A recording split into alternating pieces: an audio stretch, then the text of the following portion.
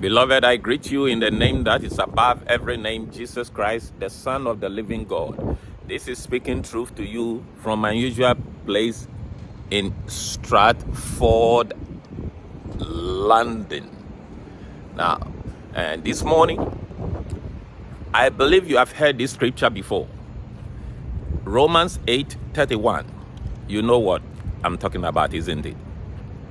Almost every Christian quotes Romans 8:31. It said, what shall we then say? Now, for the scripture to say, what shall we then say? It means certain things have been said. Paul has put forth an argument trying to say something. And then at this junction, he said, what then shall we say? If God be for us, who can be against us? I remember many years ago, back home, we had a preacher from Christian Action Faith Church Ministry who came to preach at our church.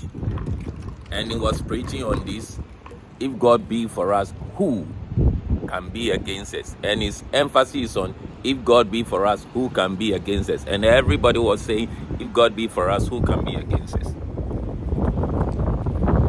But sometimes we, the preachers, preach certain things, and another time we preach things against the same thing we have preached in the past. If you look at our continent, we have massive problem when it comes to enemies, the way we see enemies. Even though we quote the scriptures, in our hearts of hearts, we don't believe certain scriptures. Because another time we'll be talking about if God for us, nobody can be against us. And another time we will preach as if everything is against us and we have to do certain things. No. We have a problem. The problem is we are not analyzing what the Bible teaches from the Old Testament all the way to the New Testament. When Paul was saying, if God be for us, who can be against us? He meant it. Because if God is really for us, nobody can be against us. You look at the scriptures. Let me take you to the book of Job. In Job chapter 1, from verse 8, going down, Job was having a conversation with God. Satan was having a conversation with God concerning Job's life, concerning Job. But mark the things Satan said. This is not God who spoke. Satan, these are words of Satan concerning Job and the family. Satan goes to God. God asks him a question about Job. And Satan opened his mouth and said, Job fears you conditionally. Many of us do. Listen, if many of us Christians do, we serve God conditionally. You better assess the way you serve God, because the devil knows why you serve God. Job, Satan said Job serves you conditionally. One of the reasons Job serves you is because you have blessed him. Some of us, we are serving God for the blessings. For the blessings. If the blessings are not there, you wouldn't do it. Second thing, and I know so many people who have ended up in ministries because they think it's safer, especially the well-organized system where their paycheck is coming monthly. They buy them cars, they pay their mortgage for them. So they want to go into ministry badly with those ministries. They wouldn't go somewhere where they have to start things from the scratch and nobody will pay their bill. No. They won't go there. They serve God for ulterior motives. Secondly, this is where I want to dwell on. What the second thing Satan said of Job. He said, God, you have put an edge around Job. You have protected him and his family and everything he had. You have put protection. I have tried to invade those protections, but those protections are too strong for me. That tells you Satan is limited. So he said, with that protection, I cannot do anything to him. But if you remove the protection, I will test him, and you'll see whether he genuinely loves you or is serving you conditionally. Woe betides us if we are serving God conditionally. Woe betides us.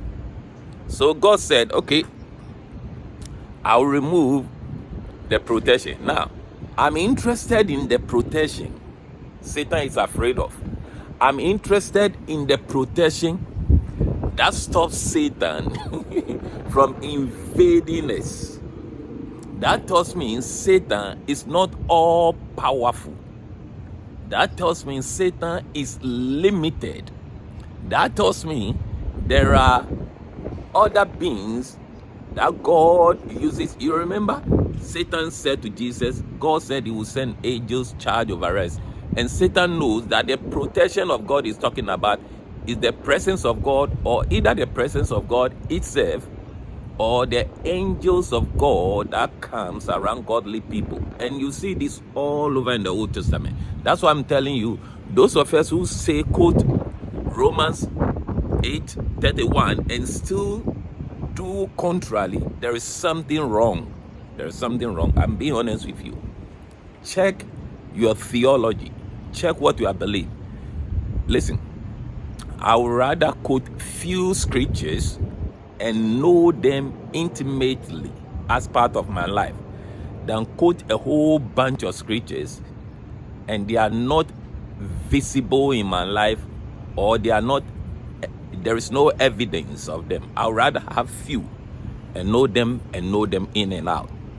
So if God be for us, nothing can be against us. Satan testified to that effect.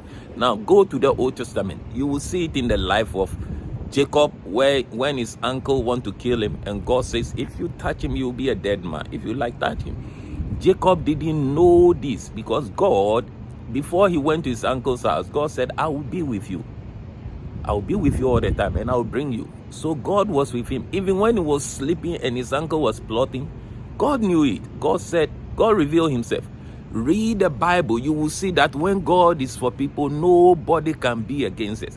Why are we afraid of witches and wizards and all kinds of things? There is question mark about either the theology you are hearing, the message you are hearing, or about your understanding about God. The angels of God encamps around those fear him. What for? To deliver them. When the Assyrians came against Elijah or Elisha, one of them, I think it's more to do with Elisha,